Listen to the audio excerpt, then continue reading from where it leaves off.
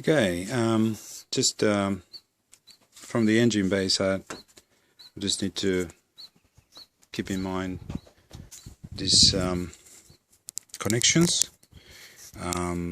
We had to remove the air intake, which is just one screw there.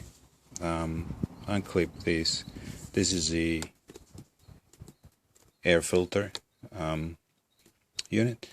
So all we need to do is just disconnect this hose, and there is probably can't see it, but there is a flathead screw underneath to loosen up this ring, and the air intake plastic housing just comes straight out, and it's sitting on 2 pins when you put it back on, so it gives you a bit more access. You'll find there's 2 hoses. Okay, top one, it's slightly wider down the bottom one, so they can only fit one way into the heater core, which we already changed. Okay, and there's 2 connections, the 2 pipes of the evaporator here. You can see one there and another one on the other side. So at the moment they're loose, they're just left and loose. Connect the pipes into the 2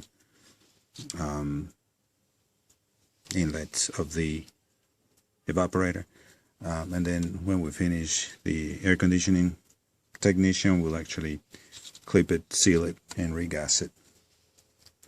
So just remember this is the 2 inlet and pipe and outlets of the evaporator, and they'll come in through when you install the HVAC box back inside. And there is screws. You can't see them here, but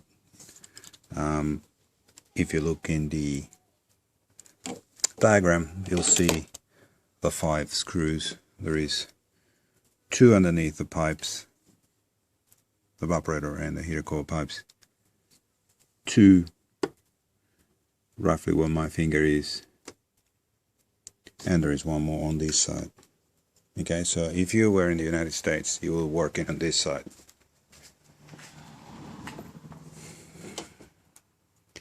You'll have you had a heater pipes on this side, and you will have the heater core pipes on this side. Okay, and the HVAC will be mounted on this side, and you'll have obviously your servo on the other side, etc. But the principle is the same.